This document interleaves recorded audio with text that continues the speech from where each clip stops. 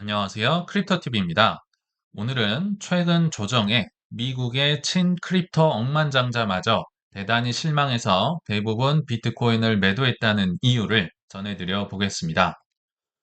처음에 전 보고 깜짝 놀랐거든요. 제가 아는 그 마크 큐반이 맞나? 이분이 비트코인을 거의 다 팔았다고 해서 동명이인인가 했는데 우리가 아는 그분이 맞았습니다.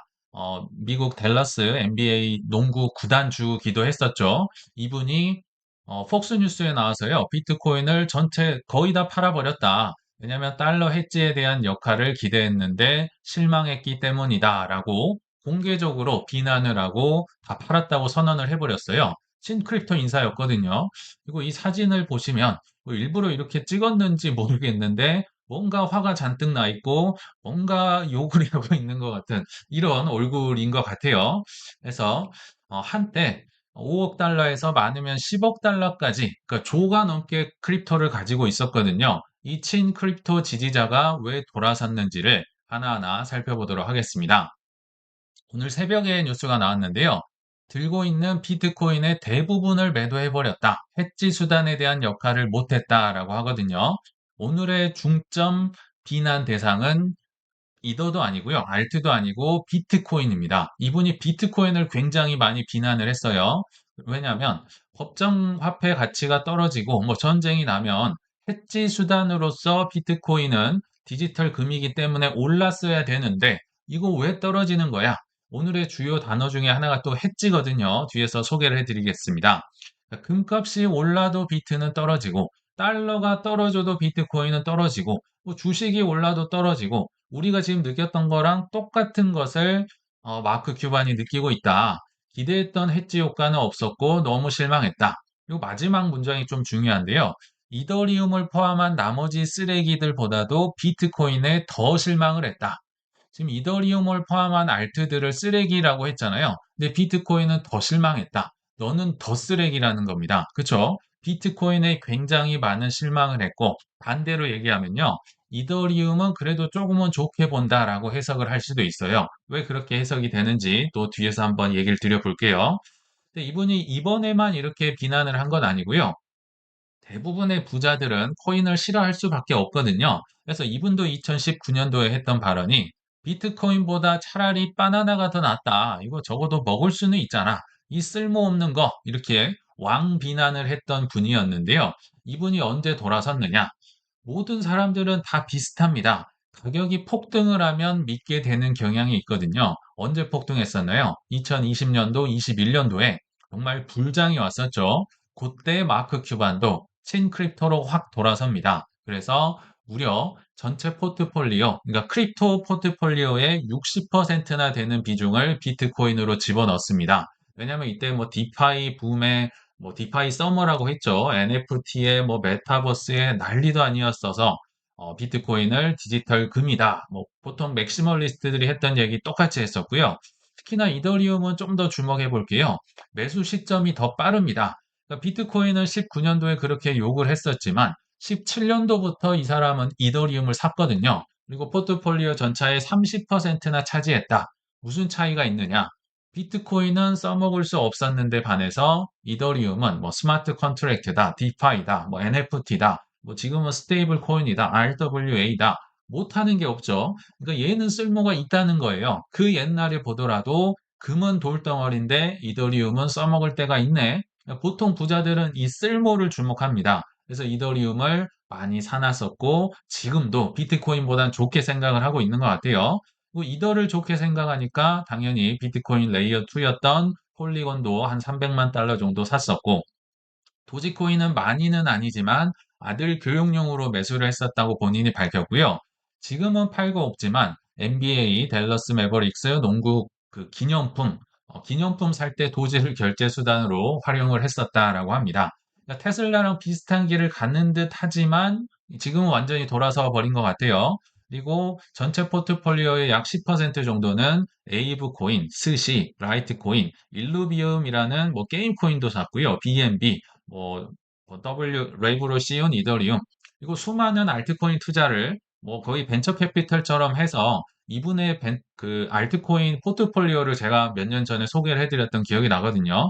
이렇게 코인을 좋아했던 분인데 확 돌아섰다.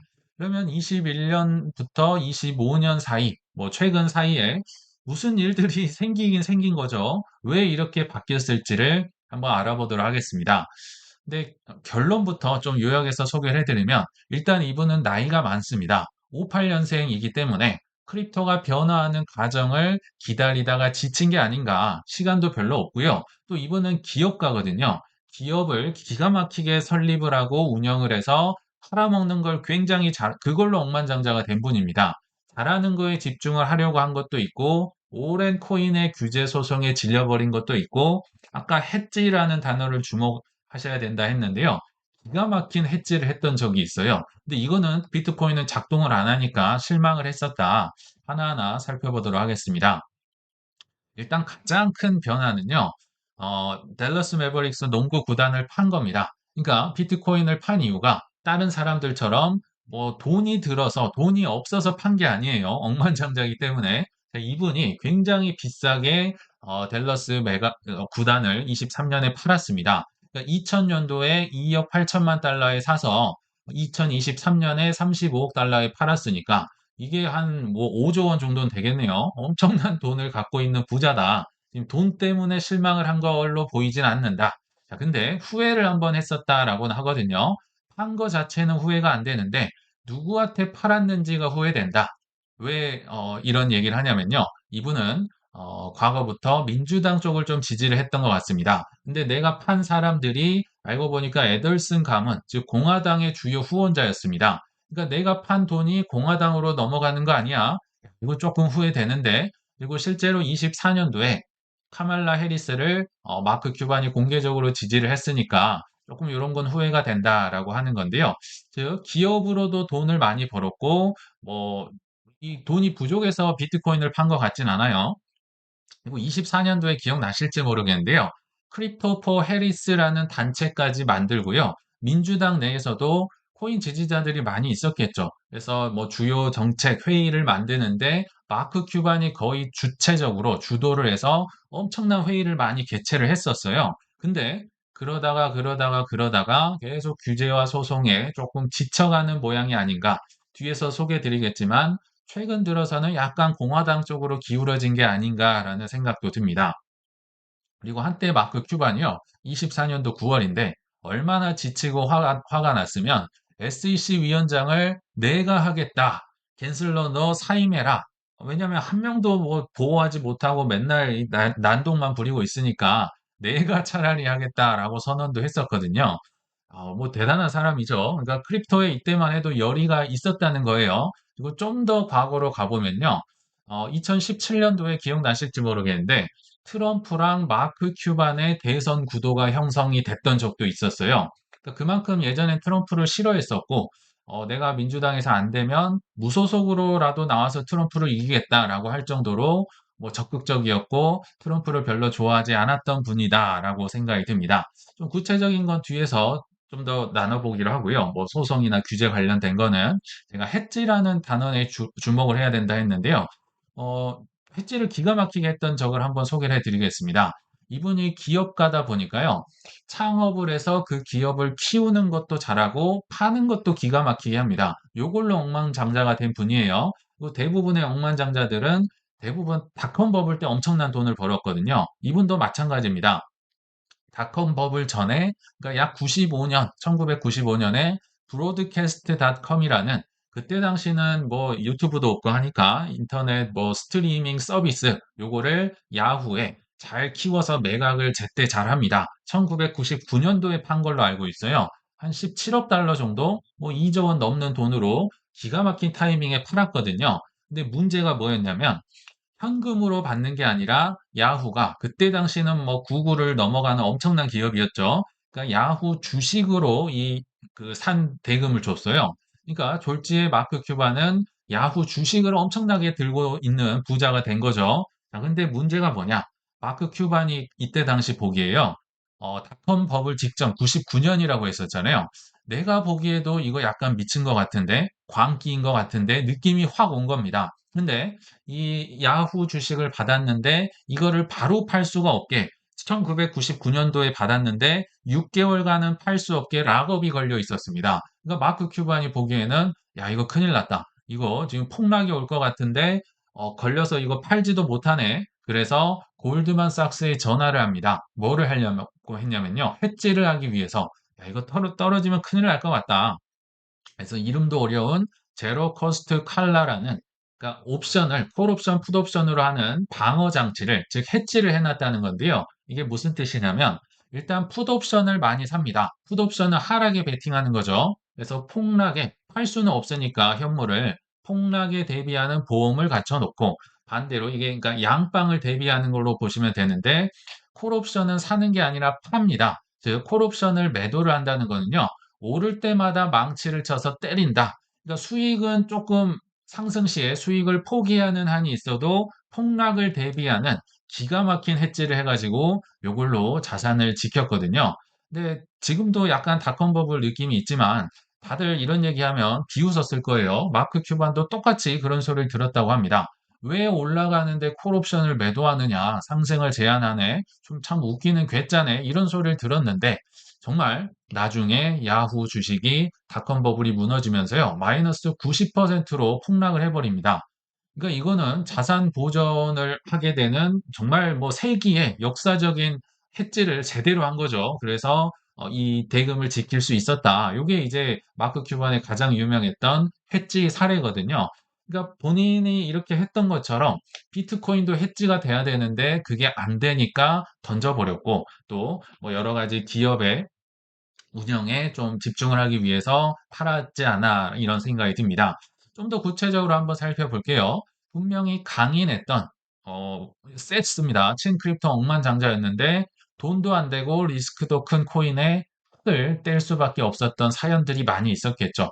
뭐 알트코인에 투자도 많이 했고 디파이에도 깊게 발을 담궜다가 큰 코 다친 적이 있었다. 지금 여기에는 아이언 파이낸스라는 코인만 나오는데 이름도 못 들어봤죠. 뭐 있었다가 사라져 버렸기 때문에 그러니까 그가 투자했던 디파이 프로젝트가 순식간에 영원이 되면서 전액을 날렸습니다. 이거는 마크 큐반뿐만 아니라 뭐 A16G도 그렇고 수많은 벤처 캐피터들이 같이 겪었던 얘기입니다. 이것만이 아니고요. 뭐 작년이었던 걸로 기억나는데 지갑도 해킹이 돼가지고 마크 큐반의 돈이 싸그리 사라졌던 코인이 해킹 당했던 적도 있거든요. 이런 많은 사례들을 또 겪었었고 또 대표적인 소송 중에 하나가 보이저 디지털 집단 소송.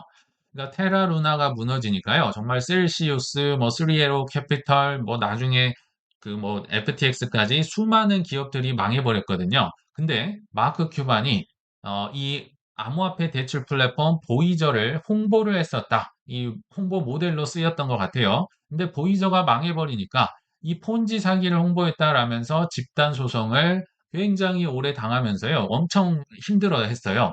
제가 찾아보니까 이게 26년도 1월 달에서야 이제 기각이 되면서, 그러니까 마크 큐반이 책임이 없다라는 소송 이제 결과는 나왔는데, 얼마나 힘든 기간, 뭐 돈은 막 해킹을 당하고 영원이 돼버리고 소송 당하고 끊임없는 규제 리스크와 소송에 정말 학을 떼는 이런 상황이 길어지면서 이제는 더 이상은 못하겠구나.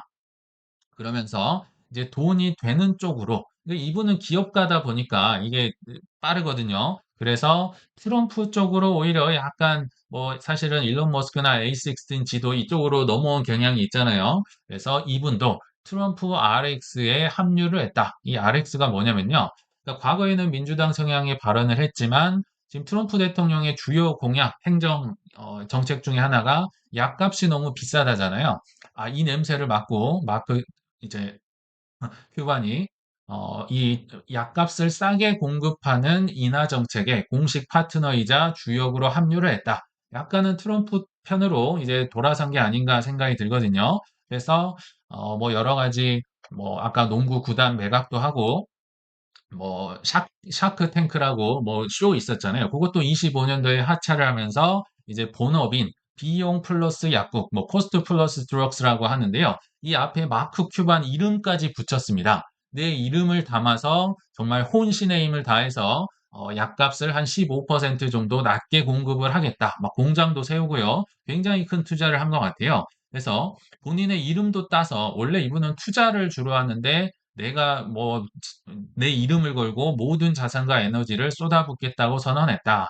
그래서 여기에서 약간 뭐 유동성이 필요했던 것 같기도 하고 또 본인이 잘하는 기업가로서의 이건 눈에 보이잖아요. 내 컨트롤로 어떻게 할 수 있는 사업인데 반해 크립토 규제라는 거는 뭐 어떻게 할 수가 없는 걸 깨닫고 좀 이렇게 실망을 한 게 아닌가 생각이 들거든요.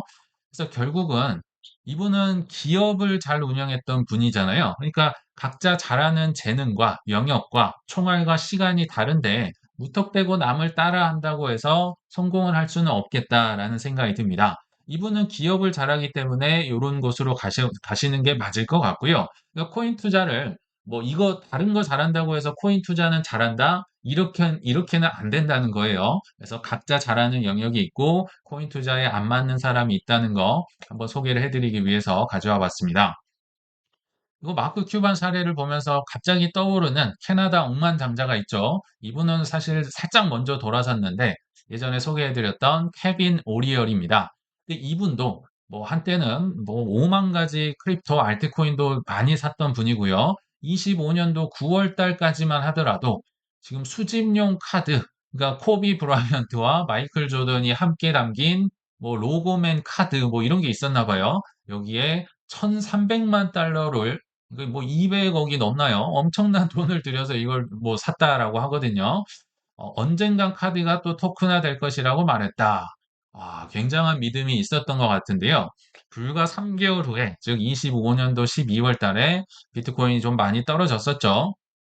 대다수의 알트코인은 결국 사라질 것이다. 소위 똥코인이다. 그래서 비트 이더 USDC만 남기고 완전히 몽땅 팔아버렸다. 약간은 비슷한 길을 걸었다라는 생각이 듭니다. 지금 억만장자라고 해서 뭐 인내심이 있고 이런 건 아니에요. 이분들도 우리랑 똑같은 감정을 느끼고 있는 것 같다. 심지어 오늘 새벽에 기사를 보니까요. 케빈 오리어리가 비트코인은 클래리티 법안 통과 전까지는 삼류 자산이다. 이분도 비트코인까지도 이제 비난을 하기 시작합니다. 그러니까 얼마나 이분들도 우리랑 똑같이 많이 지치지 않았나 이런 생각이 들더라고요. 약간 비슷한 동정심도 느껴지고 그러는데요. 자, 근데 케빈 오리어리가 캐시우드를 코인 가지고 막 비웃음을 했던 적도 있는데요. 과거에도 이런 비슷했던 경험이 있습니다. 과거에도 캐시우드를 심하게 비웃었었던 케빈 오리어리가 있었는데 당시의 상황을 한번 살펴보도록 하겠습니다. 바로 테슬라라는 주식 투자를 가지고 그렇게도 캐시우드를 공개적으로 비난을 하고 비웃었었거든요. 18년도 2월 달로 거슬러 올라갑니다. 이때 뭐 박상기의 난도 있어서 뭐 위험 자산들, 뭐 테슬라도 같이 힘들었었던 것 같아요. 근데 CNBC 생방송에 나와서 캐시우드가요. 테슬라 목표 주가를 4,000달러 가지야를 외쳤다라고 합니다. 그때 당시 테슬라 주가가 346달러, 막 50만 원도 안 됐던 것 같네요. 제가 4,000달러 갈 수 있다고 생각합니다. 캐시우드 얘기예요. 틀려도 최악의 케이스 600달러는, 600달러는 갈 겁니다. 왜냐면 이건 전기차고 테슬라는 운송과 소프트웨어 서비스 기업으로 갈 수 있기 때문이다. 운송, 특히 소프트웨어 기업으로 생각한다는 자체가 어려웠는데, 뭐 지금 뭐 월가 전체가 비웃었겠죠. 그리고 무려 3년간을 그 후로 케빈 오리어리가 공개적인 장소에서요, 계속 캐시우드를 비난을 합니다.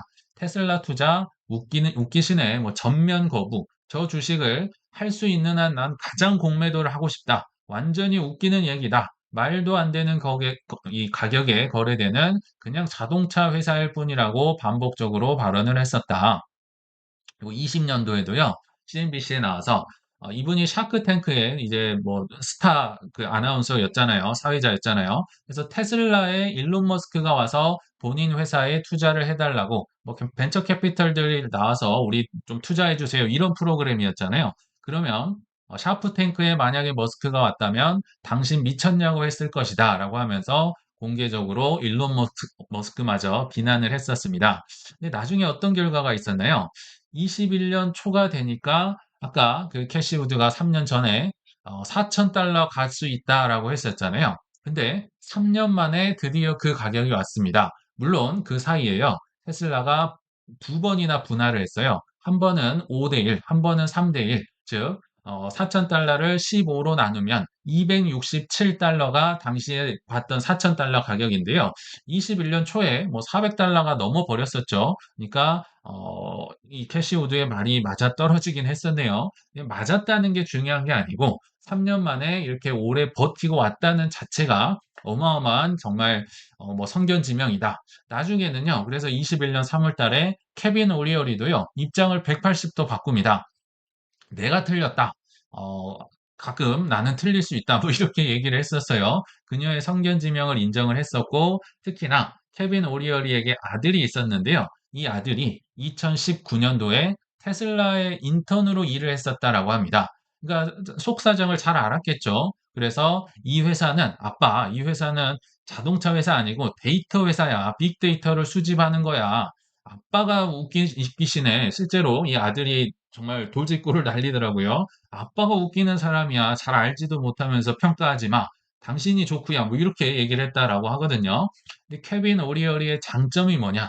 왜 이 사람이 억만장자가 됐냐라고 하면 뒤늦게나마 인정을 했다. 인정을 하는 게 보통 일은 아니거든요. 이렇게 돈 많은 사람이. 그리고 21년 3월 달에 이걸 고백을 했지만 이 아들이 인턴을 했던 건 19년도거든요. 그러니까 훨씬 전에 이게 좀 다를 수 있겠네 해서 아들 명의로 뭐 소액이지만 테슬라 주식을 좀 사줬다라고 하거든요. 그러니까 요거는 그래도 케빈 오리어리가 잘하는 부자가 된 이유겠다라는 생각은 듭니다. 그렇지만 결과는 어떨까요? 결과는 어마어마한 차이가 있습니다. 이렇게 아크 인베스트, 아크 ETF에 지금도 과거부터 지금까지 계속 뭐 거의 1위를 차지하고 있는 테슬라 한 10%를 이 아크 ETF에 테슬라가 차지하고 있잖아요. 근데 수익률을 따져보니까 무려 5,000%라고 합니다. 근데 케빈 오리오리도 여기 보면 뭐 수익률 1,000%라고 나와 있죠. 근데요. 이 개수 자체가 다릅니다. 케빈이 뭐 6,000%, 10,000%를 갖췄다고 하더라도 이 캐시우드는 굉장히 쌀 때 무려 1조 원, 지금 기준으로도 좀 떨어진 게 1조 원어치 정도 되더라고요. 엄청난 돈을 투자를 했는데 반해서 케빈 오리어리는 글쎄요, 많아봤자 한 수억 정도 넣지 않았을까요? 왜냐하면 아들 명의로 했기 때문에 뭐 증여세나 뭐 여러 가지 제한 사항이 있어서 많아봤자 뭐 몇백만 달러 정도이지 않았을까. 즉, 나중에 바뀌어서 돈을 벌지만 금액 자체, 개수 자체가 다르기 때문에 우리가 개수 중요하다고 하잖아요. 그래서 결국은 엄청난 격차가 있을 것이다라고 생각이 듭니다. 그러니까 뭐 뒤늦게 들어와서 뭐 올라가면 사지 글쎄요. 그렇게 좋은 투자는 아니겠다라는 생각이 들거든요. 그래서 정리를 해보면요. 결국은 가격이 올라야 믿음이 생겨서 많이 사더라. 이건 만국 전 세계 공통 현상이지 않을까 생각이 듭니다. 크립토로 넘어와 보면 현재는 뭐 AI 반도체 난리잖아요. 근데 크립토 쪽에서도 최근 한 한두 달 전부터 막 치고 오는 회사, 제가 종종 소개를 해드렸던 하이퍼리퀴드라는 회사가 신고가를 경신을 했다라고 합니다. 뭐 ETF도 나오고 뭐 지금 그 아더헤이즈도 난리를 치고 있고 A16G도 뭐 계속 추매를 하고 있다라고 하면서 신고가를 돌파했다. 뭐 8개월 만에 신고가 경신이다.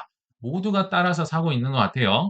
이거 한 커뮤니티에서도 하이프리퀴드 시총을 이거 보니까 23년도 10월 달에 솔라나를 20달러에 보는 것과 비슷하다. 뭐 무슨 얘기냐면요. 솔라나 뭐 예전에 200달러 넘어갔었잖아요. 근데 20달러대의 그 느낌, 그때의 시총과 비슷하다. 하이퍼 리퀴드도 뭐 10배 간다. 가즈아를 외치고 있다. 뭐 이렇게 보시면 될 것 같습니다. 이거 올라가니까 사람들이 야, 이거 탈중앙화 거래소 대단하네. 뭐 ETF도 나오고 뭐 엄청 다들 사고 있는 것 같네. 라고 하겠지만 워런 버핏은 이런 현상을 두고 혹평을 했어요. 워런 버핏이 뭐 무조건 맞는다는 건 아니에요. 근데 왜 이렇게 얘기를 했을까? 이 세상에서 주식을 사는 이유 중에 가장 어리석은 멍청한 이유는 주가가 올라가고 있기 때문에 사는 것이다.